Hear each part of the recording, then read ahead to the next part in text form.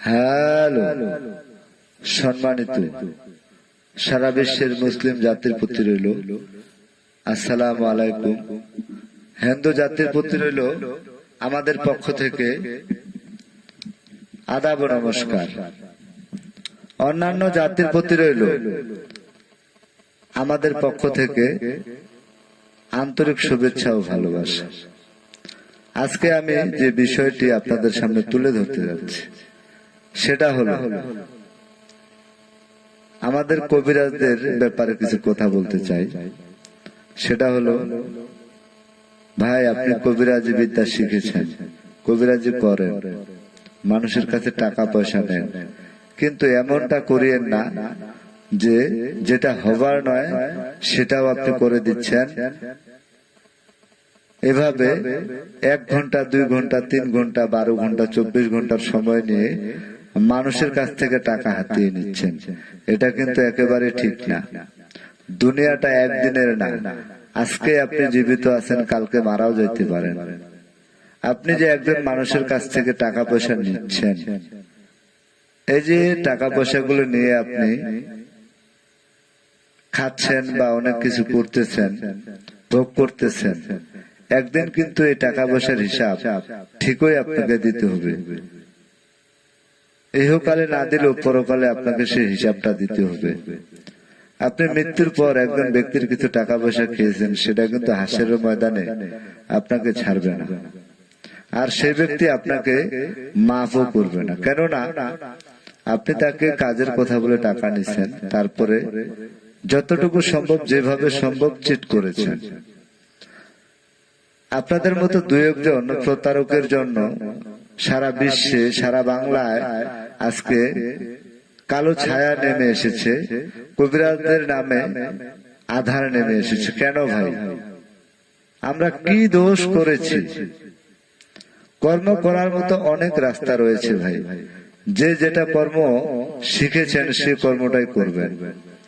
অযথা মানুষের কাছ থেকে টাকা পয়সা নিয়ে মিথ্যা কথা বলে, কিরা কসম কেটে, পিরিতের আলাপ করে মজার মজার কথা বলে টাকা নিচ্ছেন, তারপরে এই যে চিট করতেছেন, মোবাইল নাম্বার বন্ধ অথবা ব্ল্যাক লিস্টে অথবা মোবাইলটাই বন্ধ, এটা কিন্তু ঠিক না। আপনি অনেক কবিরাজ তো প্রতারক, সেটা আছে। আমাদের কিছু কবিরাজ আমরা রয়েছি, আমি কিছু কিছু কাজ পারি, কিছু কিছু তদবির বা চিকিৎসা বা যে ভাষায় আপনি বুঝেন না কেন, যেটা পারি সেটা তো করতে পারি।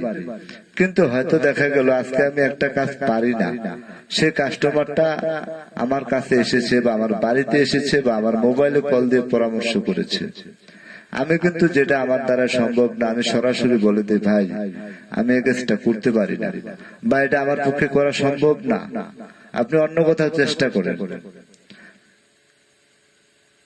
তাহলে আমার মনে হয় কাস্টমারটা আপনাকে সম্মান করবে। যদিও আপনি তার কাজ না করেন, তার চোখে আপনি সম্মানের দৃষ্টিতে থাকবেন, আপনাকে সারা জীবন শ্রদ্ধা করবে, সম্মান দিবে। আর এই যে 2000, 4000, 5000 টাকা মানুষের কাছ থেকে নিয়ে আপনি এই যে চিট ব্যবসা করেন, এটা একেবারে ঠিক না। আপনি যে কাজটা পারেন, লিগালে বাস্তবে যে কাজটা পারেন, আপনি সেটার জন্য 10 টাকার জায়গায় কাস্টমারের কাছে যদি 20 টাকাও নিয়ে থাকেন, তারপরেও সেটা মেনে নেওয়া যায়। আমি আপনার কাজ করে দিচ্ছি, 10 টাকার জায়গায় 20 টাকা নিচ্ছি, আপনার ভালো লাগছে, আপনি আমাকে টাকা দিচ্ছেন, সেটা মেনে নেওয়া যায়। কিন্তু এমনটা না যে টাকা পয়সা নিলেন, কোনো কাজই করলেন না, বিভিন্ন রকম কৌশল অবলম্বন করে চিট করলেন। আর এরকম 2-1 জন প্রতারকের জন্য আর 2-1 জন কবিরাজের জন্য সারা বিশ্বের, সারা বাংলার কবিরাজদের নামে আজকে বদনাম। আপনার কাছে আমার অনুরোধ থাকলো, ভাই এই ধরনের চিট ব্যবসা ছেড়ে দেন। আপনি যেটা পারেন সেটাই করেন, যেটা পারেন না সেটা পারি বলে কারোর সাথে কথা দিয়েন না। বেশি কিছু আমি বলতে চাচ্ছি না, কারণ আমি একজন সাধারণ কবিরাজ, ছোট্ট কবিরাজ। কে শুনে আমার কথা? আমার কি মূল্য আছে? তারপরেও মনের আবেগ, বিবেক, কিছু প্রশ্ন আমার থাকে। তাই ছোট্ট মানুষ হিসেবে, একজন সাধারণ ছোট্ট কবিরাজ হিসেবে আমি আপনাদের কাছে জোর হাত করে বলছি, আপনারা কেউ চিট ব্যবসাটা করবেন না। আপনি যতটুকু কর্ম শিখেছেন তার ভিতরেই থাকেন। এমনও প্রমাণ আছে যে আপনি লিগালে যদি ব্যবসা করেন, সঠিক তদবির দিয়ে থাকেন, একটা তদবিরের উপর বা একটা কর্মের উপর আপনি অনেক সফলতা পেতে পারেন, যদি সেটা হালাল হয়, বৈধ হয়। আর যদি আপনি বেহালাল অবৈধ ব্যবসা বা কর্ম বা জীবিকা অর্জন করেন, তাহলে যত টাকাই আপনি ইনকাম করেন না কেন, আমাদের গ্রামের ভাষায় একটা প্রথা রয়েছে, চোরের বাড়িতে কোনোদিন নাকি বিল্ডিং উঠে না। আরেকটা কথা রয়েছে, চোরের 10 দিন, গৃহস্থের 1 দিন। যাক, আর বেশি কথা বলে আমি কারো মনে কষ্ট দিতে চাই না।